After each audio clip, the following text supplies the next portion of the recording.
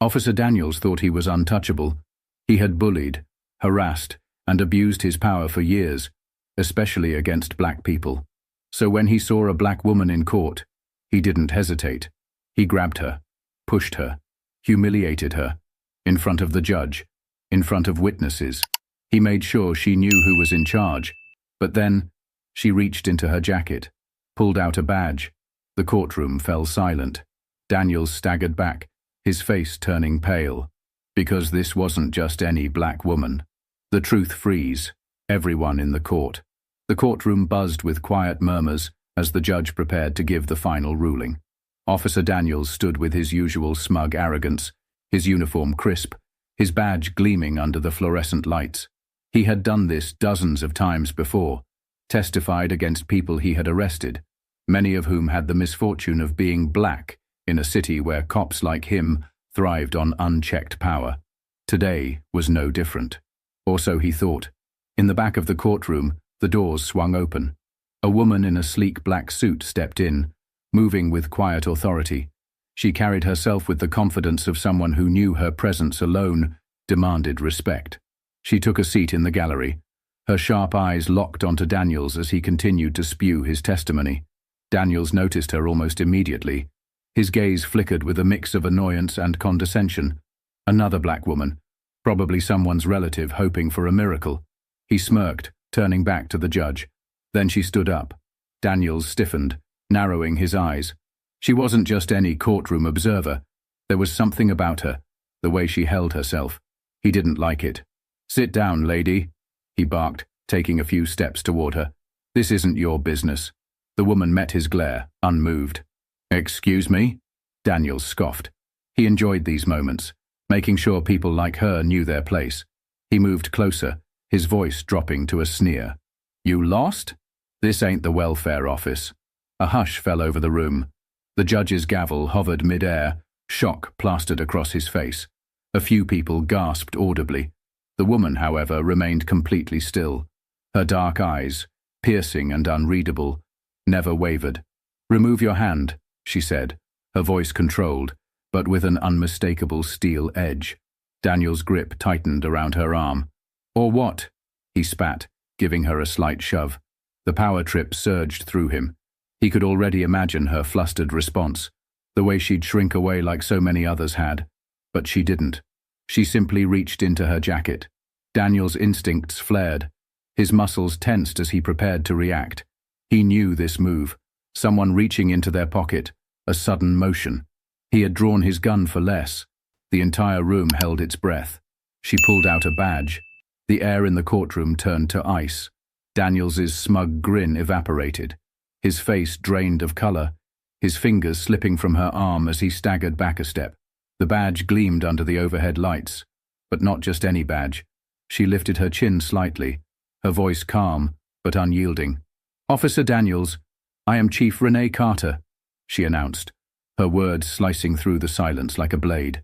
"And as of this morning, I am your new boss." The courtroom erupted. Daniels stood frozen in place, his lips parting, but no words came out.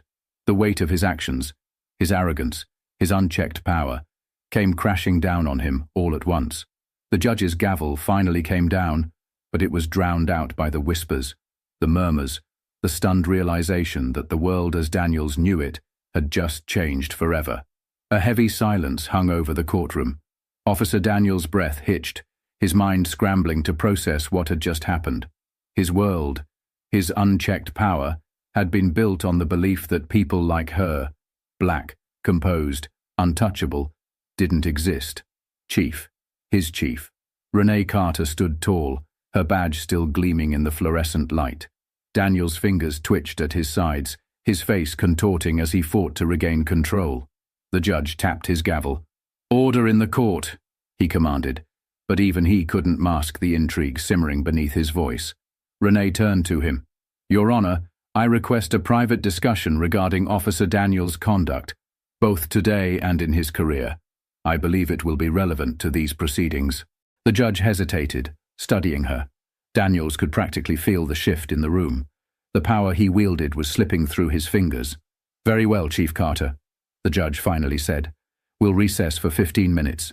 Daniels felt the air leave his lungs. The judge actually listened to her? As people began filing out of the courtroom, Renee turned, locking eyes with him. The intensity in her gaze made him feel smaller than he had in his entire career. Flashback. Renee's journey. Renee Carter hadn't always worn a badge. Born and raised in the very city that had failed so many, she had seen firsthand how the system worked against people who looked like her. Her father, a local pastor, had always preached justice, but he also knew that justice was rare for black families in their neighborhood. At 16, Renee watched as her older brother was pulled over for matching a description. She had stood frozen, clutching their mother's hand as officers dragged him from his car, slammed him against the hood, and threw him in cuffs. He hadn't done anything wrong, but that hadn't mattered. That night had shaped her. She knew then that the only way to fight a corrupt system was to get inside it, to change it.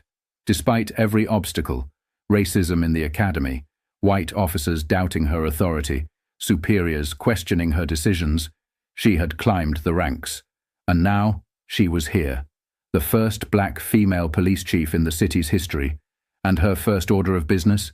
Cleaning out the rot. Back in the courtroom, Daniels paced the empty aisle, his pulse hammering in his throat. He needed to fix this. He had connections, people who had protected him for years. He grabbed his phone, quickly dialing. "Yeah, it's me," he whispered, when the line picked up.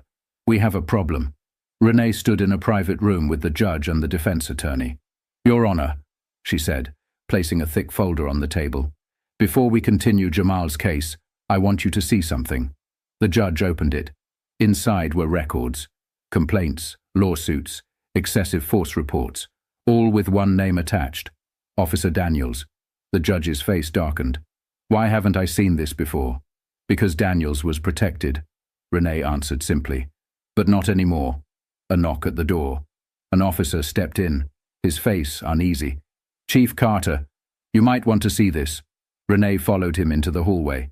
Outside the courthouse, reporters were already gathering, and at the center of it all, Daniels, flanked by a lawyer and a few high-ranking officers, was speaking into a microphone. "This is a political hit job," he declared. "I have done nothing wrong. I am being targeted because I uphold the law." Renee clenched her jaw. He was going to fight this, but that was fine, because she was ready. Renee stood at the courthouse entrance, watching the media circus unfold.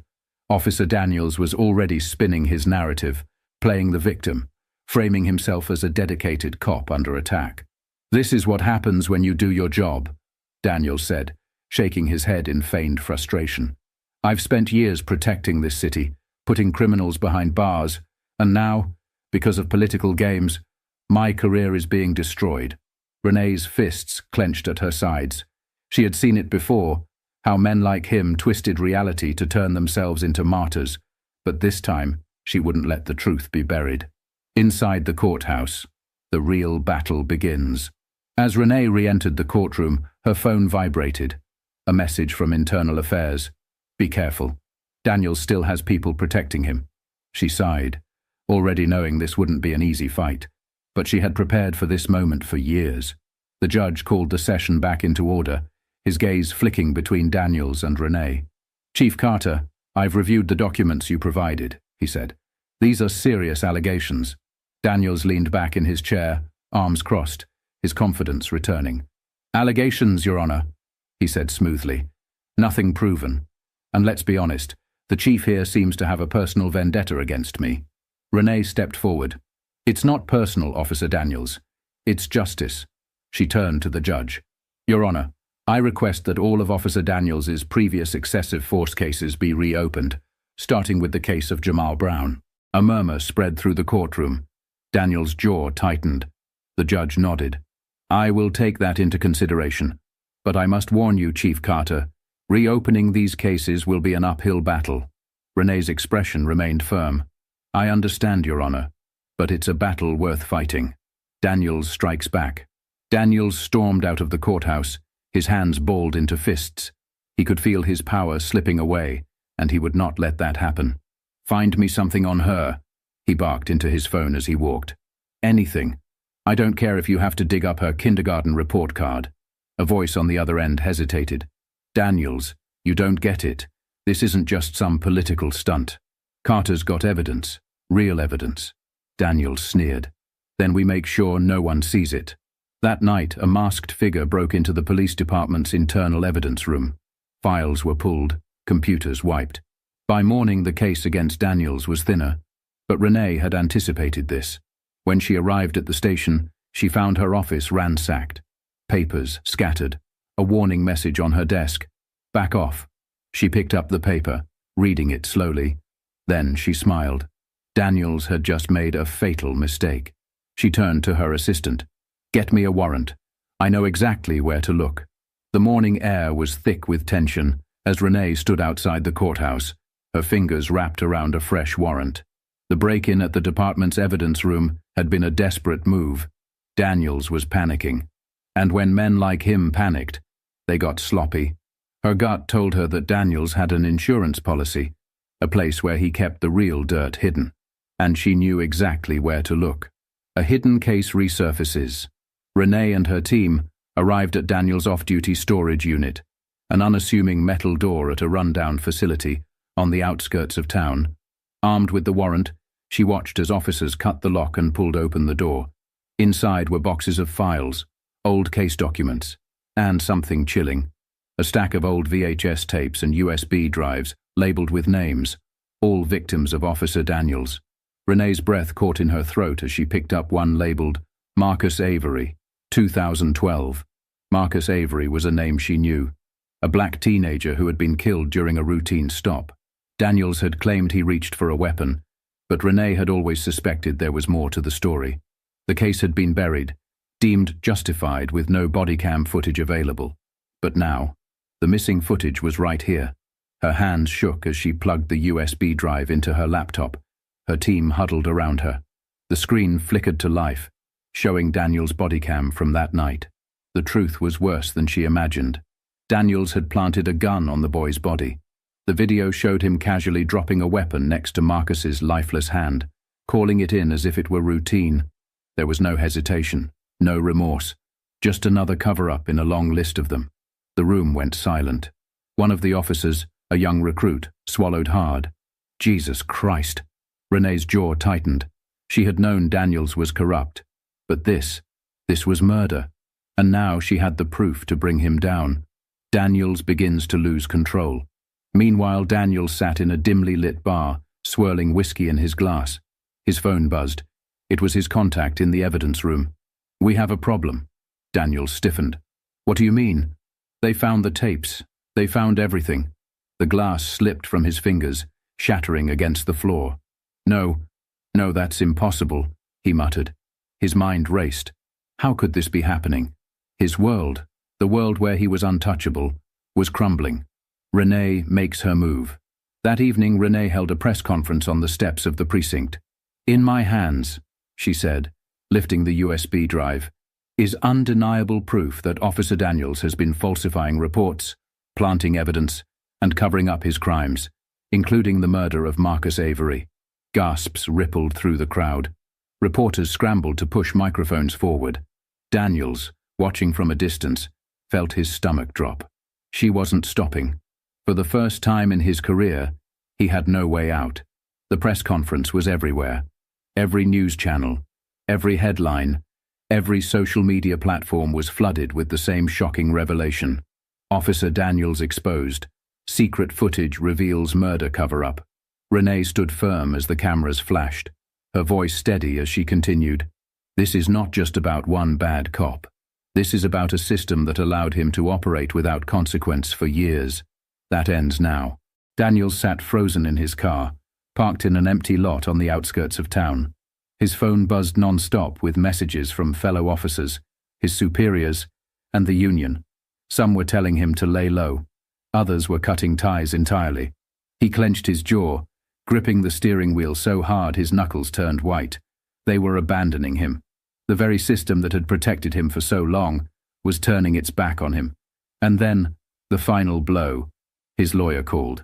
"Daniels," the voice on the other end said, hesitant. "The department is moving to suspend you indefinitely. Without pay." Daniels's stomach twisted. "They can't do that," he hissed. I have connections. I have leverage. The lawyer hesitated. They're saying they have the video of Marcus Avery. They're saying it's indisputable. Daniels slammed his fist against the dashboard, his breaths coming in short, ragged gasps. This wasn't happening. He needed a way out. Desperation breeds recklessness. Daniels stormed into his last stronghold, the police union office. He burst through the doors, demanding support. "You can't just throw me to the wolves," he spat. "I did what I had to do. The streets are safer because of me." But the men inside, the same ones who once laughed at his racist jokes and covered for his brutality, shifted uncomfortably in their seats. One of them, an older officer, cleared his throat. "Daniels, you need to get out in front of this. Deny it. Say the footage was edited. Say, are you serious?" Daniels cut in, his voice cracking. "You think a fake video is going to hold up? Carter has the public eating out of her damn hands. If we don't shut this down now, we're all next." Another officer shook his head. "No, you're next. We're not risking our careers for you." Daniels' blood ran cold. They were done protecting him. For the first time in his life, he felt what it was like to be powerless. Renee pushes harder. Renee wasn't done. That night she issued an official warrant for Daniels' arrest. As officers arrived at his house banging on the door, Daniels was already gone. He had disappeared. A full-blown manhunt was now underway. Renee's phone buzzed. A message from an unknown number popped up. "You think you've won? This isn't over." She smirked, locking her phone. Oh, but it was only just beginning. The city was on high alert. News stations ran breaking reports. Fugitive cop on the run after murder cover-up exposed. Helicopters hovered above as officers combed the streets. Every highway checkpoint, every airport, every bus station was being monitored. Daniels had nowhere to go. But Renee knew him. She knew exactly where he'd run. A man with nothing to lose. Daniels' world had collapsed in a matter of hours. The system he trusted had discarded him. The same powerful friends who had covered for him now refused to return his calls. His hands trembled as he gripped the stolen car's steering wheel, sweat rolling down his face. His career, his reputation, his entire life, gone. But there was one thing left. Revenge. The trap is set. Renee stood outside an abandoned warehouse near the docks. She had anticipated this moment. Daniels was too arrogant to run forever. He wouldn't go out quietly. Her phone rang. "I know you're looking for me, Carter," Daniels' voice rasped through the speaker.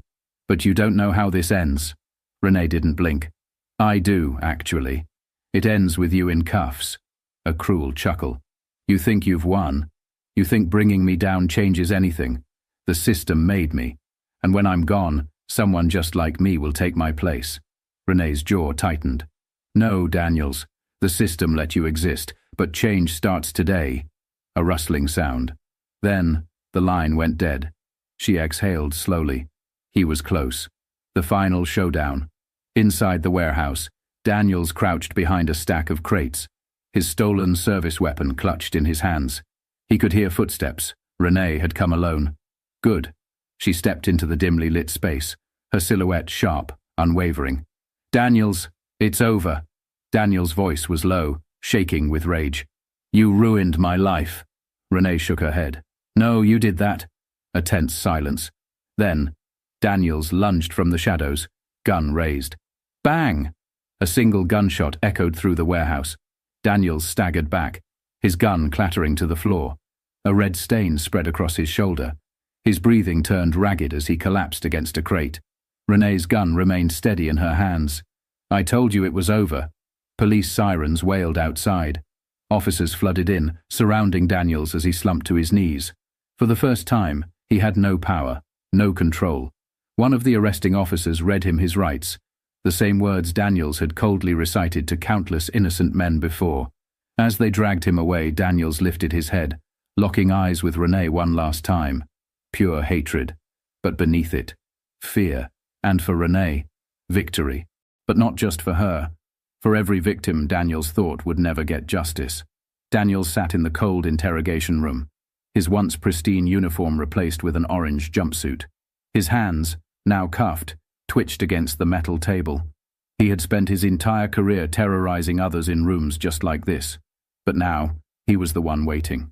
The door creaked open, Chief Renee Carter stepped in, her presence as commanding as ever. She placed a file on the table and pulled up a chair across from him. She didn't gloat. She didn't need to.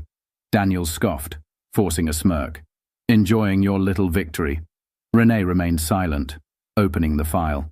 Inside were pages of complaints, testimonies, and names of victims whose voices had been ignored for years. "You're facing multiple charges," she said, flipping a page. "Evidence tampering, obstruction of justice, and most importantly, the murder of Marcus Avery." Daniel's jaw clenched at the name. Renee continued, "The DA is offering a deal. Plead guilty, give up the names of your enablers, the ones who covered for you, and you might avoid life in prison." Daniels let out a bitter laugh. "You really think I'd sell out my own?" Renee leaned in, her voice dropping just slightly. "Your own abandoned you the second you became a liability." Daniel's smirk faltered. She was right. The union, his fellow officers, his connections, they had all turned their backs on him. For the first time, he was alone. The courtroom. The final reckoning. Weeks later, the courtroom was packed. News cameras lined the back. Citizens and activists filled the seats. And in the center of it all, Daniels, standing trial for his crimes. The prosecution laid out the case with brutal efficiency. The body cam footage, the testimonies, the forged reports. There was no escape. Jamal Brown, the young man Daniels had falsely arrested in the very beginning, took the stand. His voice was steady. "This man treated me like I was nothing," Jamal said. "But today, I'm here to make sure no one else suffers like I did." Renee watched from the front row, her hands clasped. This was justice, not revenge. Justice. When the guilty verdict was read, a wave of emotion rippled through the room. Daniels had finally fallen. The aftermath, a system begins to change. Daniels was sentenced to 25 years without parole. His fall sparked a wave of reform in the department. Other officers resigned, investigations into corruption intensified, and for the first time in years, people believed in change. Renee stood outside the courthouse, breathing in the crisp air. Reporters shouted questions, but she ignored them. Instead, she turned to Jamal, standing beside his mother. "You did good today," she said. Jamal nodded. "So did you." She smiled. This was just the beginning. The sun hung low in the sky as Renee stepped away from the courthouse, the weight of the trial finally lifting. The fight had been long, the scars deep, but today, justice had prevailed. Daniels was gone, not just from the force, but from the system that had shielded him for years. No more cover-ups, no more lies. Reporters swarmed, microphones shoved in her direction. "Chief Carter, how does it feel to bring down Officer Daniels?" one asked. Renee paused. She could have said it felt good. She could have talked about victory. But instead, she looked straight into the camera. "This was never about bringing down one man," she said firmly. "It was about holding a system accountable, a system that let him exist." The cameras flashed, the world listening. She turned, walking down the steps, past the people who had fought alongside her, past Jamal and his family, past the young black kids who now saw a new future, one where justice wasn't just a promise, but a reality. As she reached her car, her phone buzzed. A message from an unknown number. One down. Many more to go. Renee exhaled. The fight wasn't over, but change had begun. And this was just the first domino to fall.